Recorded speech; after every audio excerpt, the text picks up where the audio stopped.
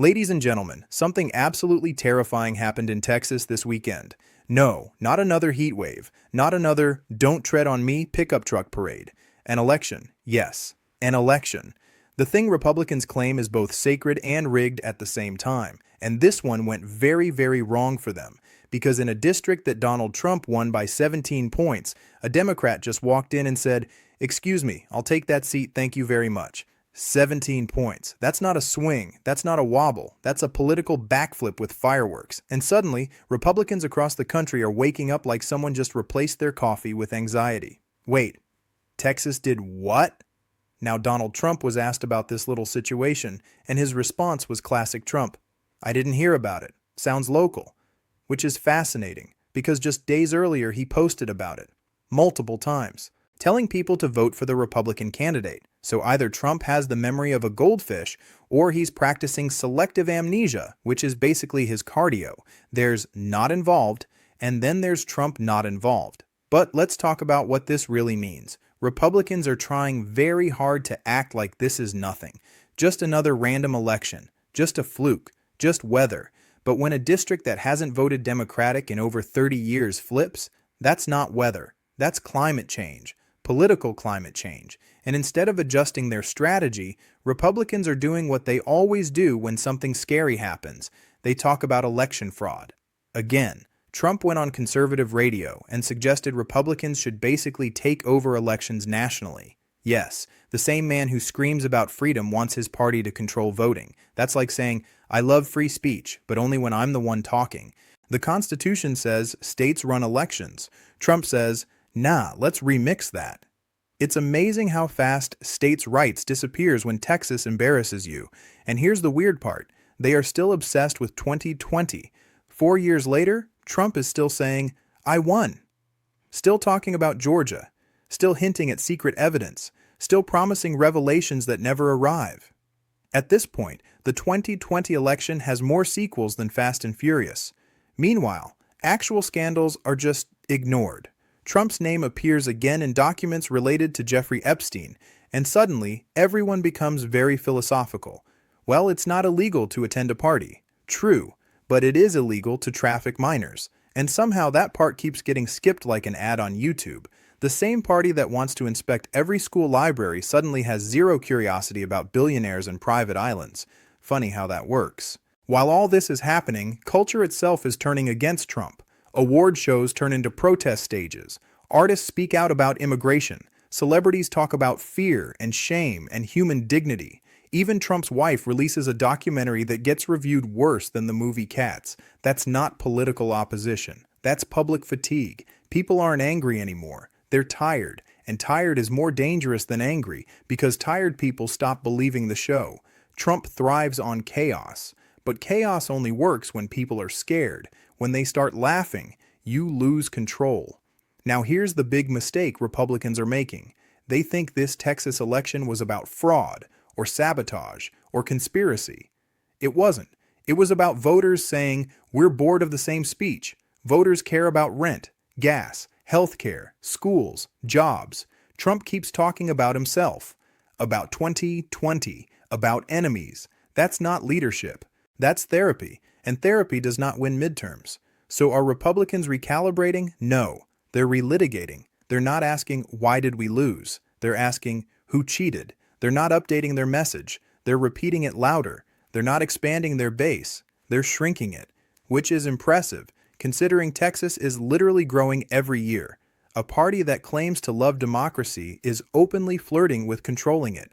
A party that claims morality avoids moral accountability. A party that claims strength looks terrified of one special election. That's not confidence. That's survival mode. And survival mode makes people dangerous. The Texas race was not the end of Republicans, but it was a warning shot. A warning that voters are changing. A warning that anger can't replace policy forever. A warning that yelling rigged doesn't fix broken strategy. Politics is shifting quietly. And quiet shifts scare loud men. Because you can't insult demographics, you can't tweet away reality, and you can't forever blame the system when the system is made of voters. This isn't left versus right anymore. It's reality versus denial, and denial always loses eventually. Now let's talk about the media for a second, because the media is having a full-on identity crisis. Half of them are saying, this Texas election means nothing. The other half are screaming, this is the end of the Republican Party. Both are wrong. Because what this really shows is something much more uncomfortable. Republicans don't control the narrative anymore. For years, Trump has been able to bend reality just by talking louder than everyone else. He loses an election? Rigged. He faces an investigation? Witch hunt. He gets criticized? Fake news.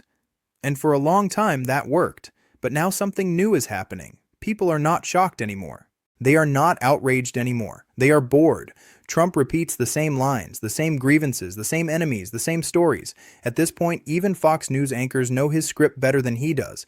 And when a politician becomes predictable, they become weak. Because surprise is power. Chaos is power. But repetition is just noise. Look at how Trump responded to the Texas loss. Did he say, we need better candidates? Did he say, we need to listen to voters? Did he say, we need to update our platform? No. He said he didn't know about it. That's not leadership. That's denial with better lighting. It's like crashing your car into a tree and telling the police, I don't recall owning a tree, and his party follows right behind him. They go on TV and say, we're not relitigating 2020, while relitigating 2020. They say, we care about election integrity, while suggesting their party should control elections. They say, we support the Constitution, while openly ignoring the parts they don't like. This is not a political movement anymore. It's a performance, and the audience is slowly walking out. Now, let's talk about the fear strategy. Republicans survive on fear. Fear of immigrants, fear of crime, fear of teachers, fear of books, fear of cities, fear of elections. Fear is useful until it stops working. Because eventually people ask, okay, but what are you actually doing for me? And that's where things get awkward. When voters ask about healthcare, they get culture wars. When they ask about housing, they get conspiracy theories. When they ask about wages, they get anger. That gap between problems and answers is growing. And special elections expose that gap because they don't have the distraction of a presidential circus. They are local. They are focused. They are honest. No stadium rallies. No celebrity candidates. Just voters making a choice. And this time, they chose differently. Meanwhile, Trump is still living in 2020. He talks about Georgia like it's a haunted house. He talks about ballots like they personally betrayed him. He talks about courts like they owe him an apology. At this point, the 2020 election is not history to him. It's his personality. But voters don't live in 2020. They live in 2026. They care about now, about tomorrow, about rent and groceries and safety in schools. Trump keeps offering revenge. Voters are looking for solutions. That mismatch is political gravity. You can float for a while, but eventually gravity wins. And here's the part Republicans really don't want to talk about: demographics. Texas is changing. Suburbs are changing. Young voters are changing. Latino voters are not as automatic as they assumed. College-educated voters are drifting away.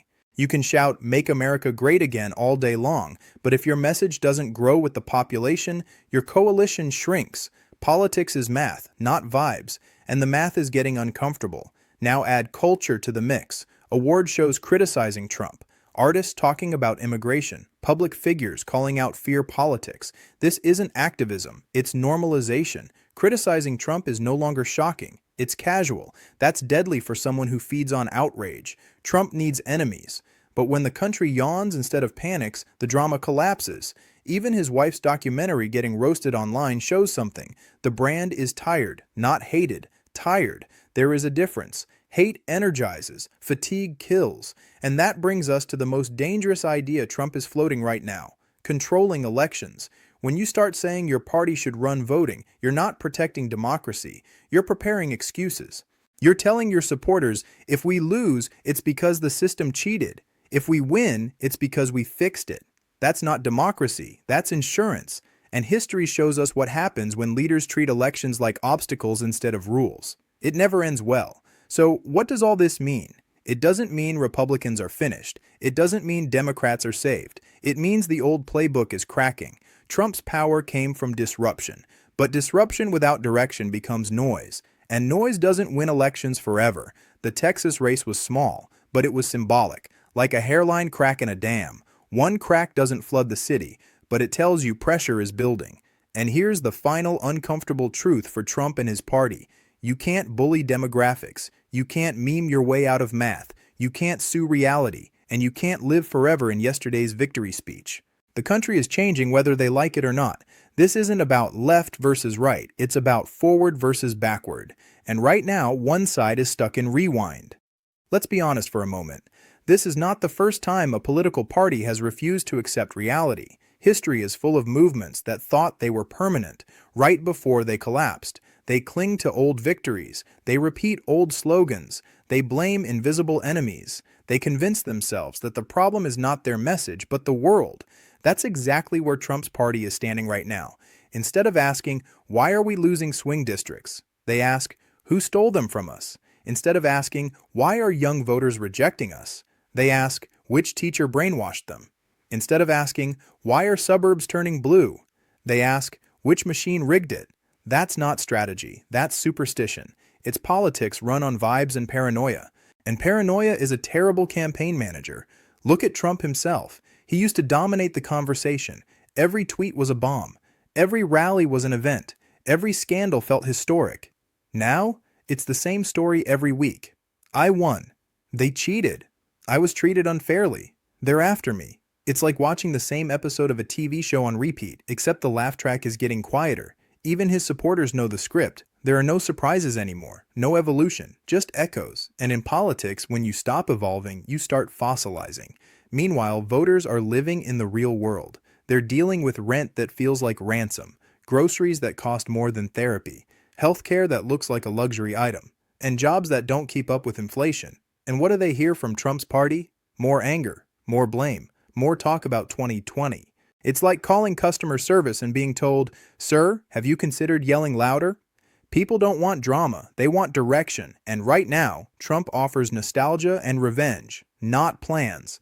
The Texas election didn't flip because of ideology. It flipped because of exhaustion. Voters didn't suddenly become radicals. They just got tired of being scared all the time. Fear works for a while, but eventually people ask, okay, now what? And when there is no answer, they try something new. That's what special elections reveal. They're not about presidents, they're about patience, and patience is running low. The most dangerous thing for Trump isn't opposition, it's indifference. When people protest you, you still matter. When people laugh at you, you still matter. But when people stop reacting, that's the beginning of the end. We're seeing that now. Trump's scandals don't shock. His speeches don't surprise. His threats don't scare the way they used to. They blend into the background noise of the internet. And for a man who built his power on attention, silence is poison. Now let's talk about the party itself. Republicans have turned into a party of loyalty tests.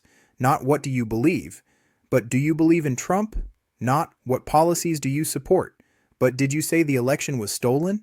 That's not a political party. That's a club with one rule, and clubs don't win national elections. Coalitions do. You don't grow by shrinking your definition of belonging. You don't expand by purging disagreement. Yet that's exactly what's happening. Anyone who questions Trump becomes a traitor. Anyone who suggests moving on becomes an enemy. That's not confidence. That's fear of collapse. And then there's the democracy problem. When Trump suggests that Republicans should take over elections, he's not protecting democracy. He's admitting something dangerous. He doesn't trust voters. Democracy only works if you accept loss. If every loss is fraud, then every election becomes war. And war politics doesn't end at the ballot box. It ends in courts, threats, and chaos. We already saw that movie in 2021, and now the sequel is being teased. Same villain, same plot, just older actors. The irony is painful. A party that says it loves freedom wants control. A party that says it loves the Constitution ignores it. A party that says it loves law and order attacks the courts. This isn't conservative, it's desperate. And desperation is always loud. So what does this all lead to? Not collapse, not victory, but conflict inside the party itself. Because there are Republicans who see the problem. They see the demographic shifts. They see the fatigue. They see the damage. But they're trapped. If they speak up, they're attacked. If they stay silent, they sink with the ship. That's how movements fracture, not from the outside, but from within. The Texas election was not a revolution. It was a whisper that said, this won't last forever. And whispers become storms when ignored. Trump can keep shouting about 2020. He can keep blaming enemies. He can keep pretending losses don't matter. But voters don't live in his memories. They live in their bills. And eventually, the gap between fantasy and reality becomes impossible to hide. This moment in American politics is not dramatic, it's transitional. Old power is fading, new power is uncertain, and everyone is pretending nothing is happening. But something is happening, quietly, slowly, irreversibly. The question isn't whether Trump can keep yelling, the question is whether anyone is still listening.